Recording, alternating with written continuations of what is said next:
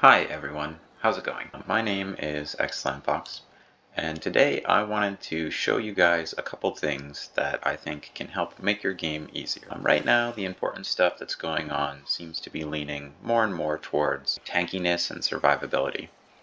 And a lot of people might not know a couple of these tricks, so I want to show them physically, starting with Hildryn's invincibility. Hildryn is invincible as long as you have energy siphon off. You do get down to 0 as Hildryn. As long as you have energy siphon on, you cannot go below 0. You will always be invincible because it will always tick back up in time to save you. Maybe I should take Arcane Barrier off to show this.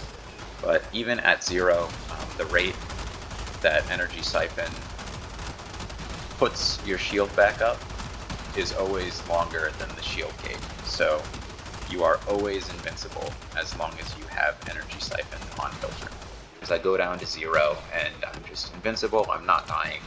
It keeps going back up to 1 because of energy siphon, and then it keeps going back down to 0, and then I get shield gated again. So again, this process is happening because on Hildryn, you have abilities, right? And your passive ability is you become invulnerable for a brief moment after shields are depleted. And then, since Hildryn does not use energy, if you put on Energy Siphon, you regenerate shields instead of energy. And with the current shield gating mechanic, you will always get the shield proc in time to get a new shield gate, so that you are literally invincible and cannot die like this. Another way to have invincibility, in a sense, is to be invisible. If you are invisible, enemies cannot target you, they will not attack you. Because of this, if you take Ivara and you take her Quiver ability and you use the invisibility arrow, you see the first arrow, as long as you stand in the bubble, you will be invisible. So if you use this arrow with like a good amount of duration, and you can manage your energy very well, even with like a basic energy siphon, with this amount of duration, as long as you stay in the bubble, you should be permanently invisible and nothing should be able to kill you. See, like, as long as you're invisible, they cannot see you, they cannot kill you, and you should be regenerating energy at a rate faster than it takes for the arrow to run off. You might want a little bit bigger of a bubble, and obviously you should be killing stuff while you're standing in this bubble. But as long as you don't get too close to things and you don't touch things, just being invisible is enough.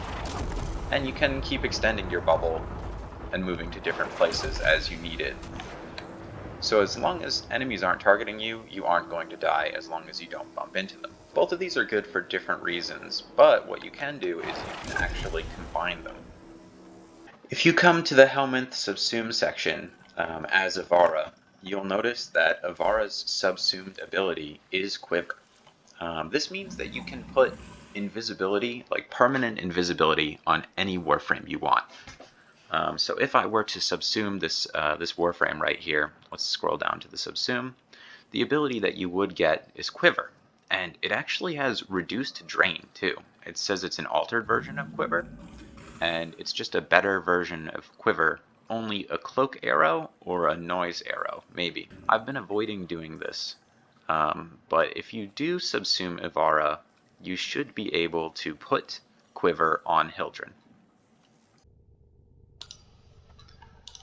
Again, personally, I've been avoiding this because I have Ivara, and I also have Ivara Prime, but I've put like a decent amount of work into my Ivara. I think I've done a Forma or 2, and I have a potato on it, and I have this Eximus slot unlocked, versus on my Ivara Prime, I don't have that stuff. I made Ivara Prime, and I never upgraded it, and I never unlocked the Eximus slot, so I've been avoiding subsuming Ivara, but I think I'm going to do that right now. The idea of farming out another Ivara set seems like it would be way too much trouble for me, but I do want to be able to put these abilities together. So I'm going to subsume this Warframe, and then I will get back to you guys when that is done.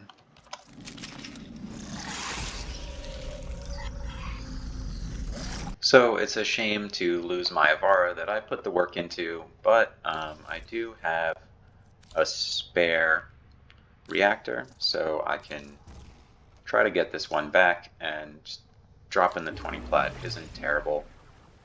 And I can also do the one Forma, but I think it already has the same slots as Ivara, because this one comes with 3 slots, so I already have the same amount of slots, so I'll just leave this the way it is, but it wasn't a terrible loss. 24 hours later, I have my Hildryn equipped and I'm reviewing my builds, and I'm about to make this swap here, and I believe I'm going to be swapping Aegis Storm for Quiver. I would prefer to swap Balefire Charger, but I'm not sure if it's the right choice here. I'm already using Nidus's Larva and Breach Surge on Hildryn, and my third one was Marked for Death, which I thought was just like a fun thing that I could try. The Marked for Death didn't work too well on Hildryn, but I'm definitely willing to try Ivara's Quiver, and I do think Quiver will be a good fit here.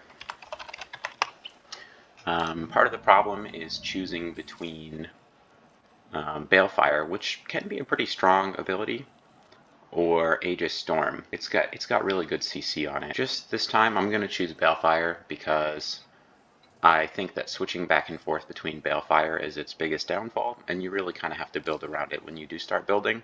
I don't think it'll be designed around range. Hard to choose, but for now let's just go with Balefire, and I'm going to put it on my C configuration.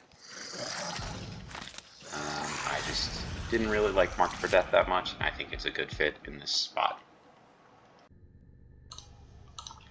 So for right now, I'm going to try out a build like this. I have 160 duration and efficiency. I have around the same base range and a good amount of strength, just in case I want to be stripping armor with pillage. And with this setup, I have around 20 seconds of invisibility for around 10 energy, but it's... oh shoot, is that 10 energy? Is this impossible? Does this not work at all? Here, let me try.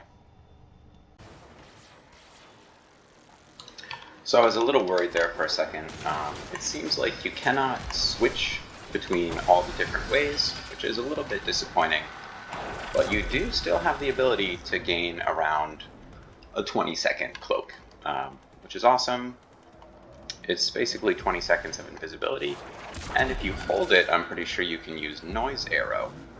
But unfortunately, you can't use the other 2 arrows, which are, what, Zipline? And the 4th one, which is Sleep Arrow. So it's a little bit disappointing to lose out on one of the arrows that I think is the best, the Sleep Arrow. But even with this setup, you still can be invincible because you cannot die through shield gating, and invisible because you have 20 seconds of invisibility on just a single button press that costs 10 shield.